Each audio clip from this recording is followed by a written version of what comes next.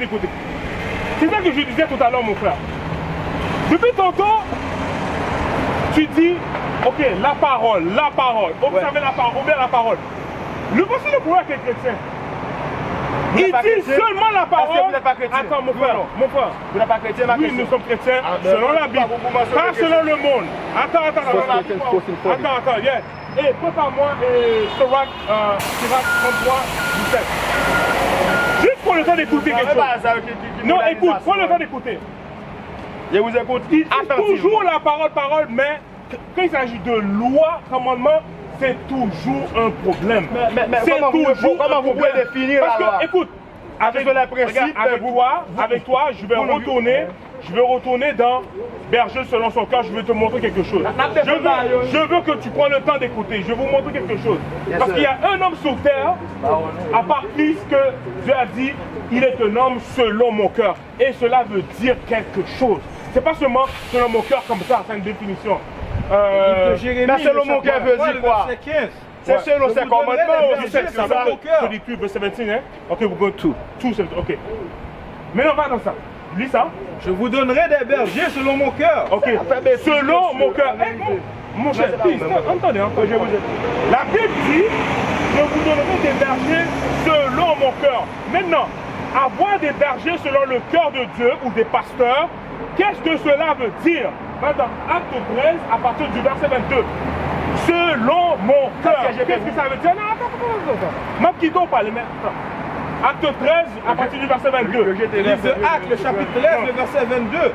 Puis l'ayant rejeté, il leur suscita pour roi David, auquel il a rendu ce témoignage. Là, on parle de David. Continue. J'ai trouvé David, fils d'Isaïe, comme selon mon cœur. Comme quoi? Comme selon mon cœur. Homme selon mon cœur. David est un homme selon mon cœur de Dieu. Pourquoi il est un homme parce qu'il a appliqué la parole de Dieu.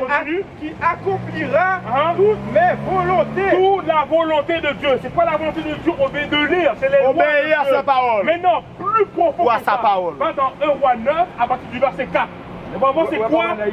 Non. On ne peut pas aller pour le verset par nous-mêmes. On va, mon frère, là je t'explique c'est quoi? Un homme selon le cœur de Dieu. Mais j'accepte. Ok, alors je vais te montrer quelque chose, alors je vais te prouver. C'est pour ça que je t'ai demandé. Alors, les pasteurs d'aujourd'hui. Je ne laisse pas ma barbe, je ne suis pas selon le cœur de Dieu. Attends. C'est pour ça, au début, quand tu es venu, je t'ai demandé, est-ce que les pasteurs, selon Jérémie 3, 15, sont selon la théologie? Ah bien. Parce que Dieu a dit selon mon cœur. Je vous ai donné un chapitre 9 et le verset 4. Verset 4, tu marches en ma présence. Là, c'est Dieu qui parle à Salomon, le fils de David.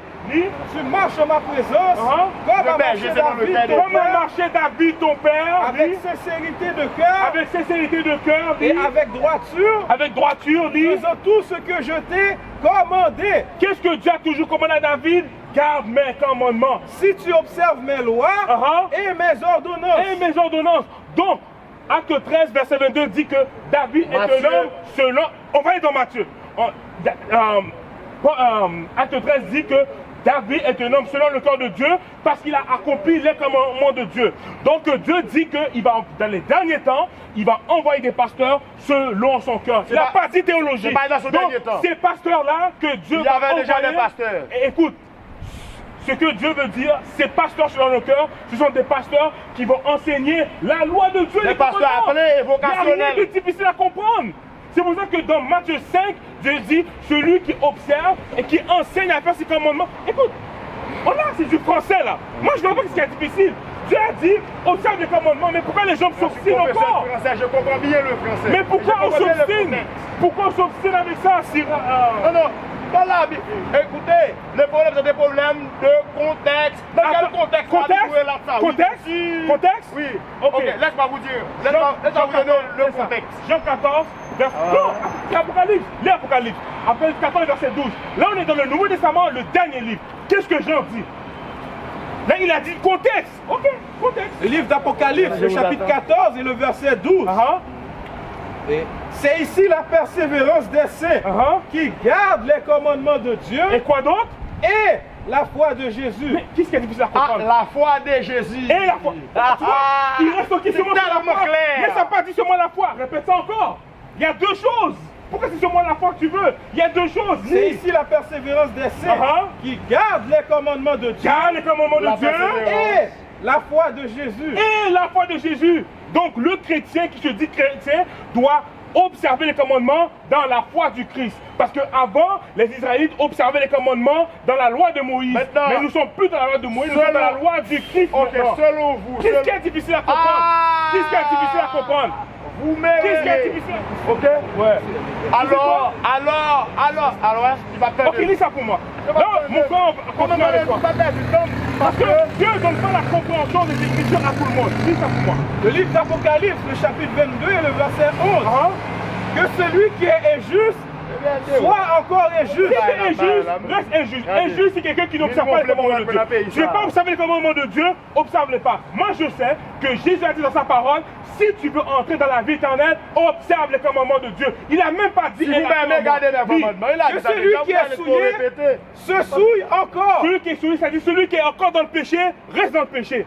Tu es dans l'adultère, reste dans l'adultère. Tu ne peux pas observer le sabbat, garde le dimanche. Mon cher, il n'y a pas personne qui observe. Tu veux continuer à rater ta barbe, le commandement de Dieu. Avec ta barbe, tu vas mourir sans barbe. Tu veux caler tes cheveux comme Michael Jordan, comme, je sais pas moi, Tupac, va mourir comme ça. Et que le juste pratique encore la justice. Et que le juste, nous sommes justes, nous pratiquons la justice de toutes nos forces. De tout ce qu'on peut. Donc si j'ai l'opportunité de partager ma... Écoute, mon frère, il y a une différence. Il y en a qui ne peuvent pas pousser de barbe. Regarde lui, il n'a pas de barbe qui pousse là. C'est pas de sa faute. C'est pas de sa faute. Mais nous, on a l'opportunité, donc je vais garder ma barbe. Ça, c'est l'apparence physique. Et que le juste pratique encore la... C'est ça le problème. Nous, on va... Mon frère, écoute. Quand tu es là, tu nous vois, oui, encore avec toi, on n'a pas de problème. On a l'amour pour notre peuple. Mais si tu es là pour te replier par la parole de Dieu, mon frère, nous, on va rester avec ceux qui veulent écouter. Le frère, il est là depuis ce matin, depuis qu'on a commencé, il est humble, il est là. Moi, je peux voir que l'esprit est avec lui. Moi, je ne vois pas que l'esprit est avec toi. Moi, je vois qu'il y a un esprit de rébellion, mon frère, man. Il est vulnérable. Il accepte que vous... Tout à l'heure, le frère a dit que moi, avec le Saint-Esprit, j'ai la lumière. C'est quand je parle là, c'est comme si je donne trop d'importance. Non, vous ne me donnez pas d'importance. Je m'en vais, mon frère. Lis ça. Matthieu chapitre 7, verset 15. Gardez-vous des faux prophètes. Gardez-vous des faux prophètes. C'est lui qui est un autre prophète, on a pasteur, là qui se disent apôtres, les faux pasteurs, les faux prophètes, ce sont ceux qui sont rebelles contre la parole de Dieu. Mon frère, tu vois qu'est-ce qui se passe en ce moment-là là? La Bible nous a déjà prédit ça quand tu lis Ézéchiel 2. Dieu dit, va vers la maison d'Israël, ils vont se rebeller contre toi. Lis ça encore. Gardez-vous des faux prophètes. Ils viennent à vous. Ils viennent à vous comme le faux, ils viennent à nous. En vêtements de brebis. En vêtements de brebis. Parce qu'il dit qu'il te passe. Il dit que Dieu l'a appelé. Il a eu la théologie de Dieu. Moi, je vois pas ça dans la Bible. Moi, je ne vois pas Jésus qui a eu la théologie de Dieu. Je n'ai pas vu David qui a eu la théologie de Dieu. Je n'ai pas vu Paul qui a la théologie bon Dieu. Le mot théologie n'est même pas dans la Bible, man.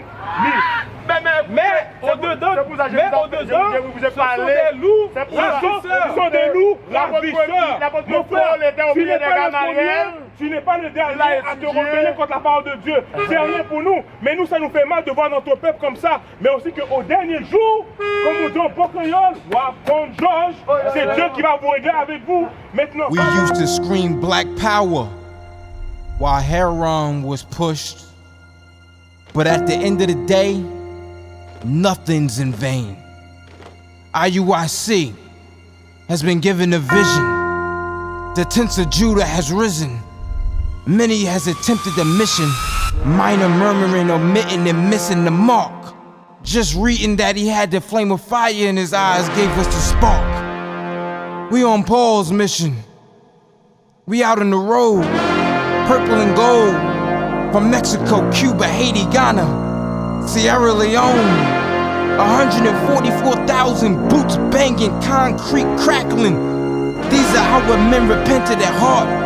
The scriptures is proof. IUIC, we deliver the truth.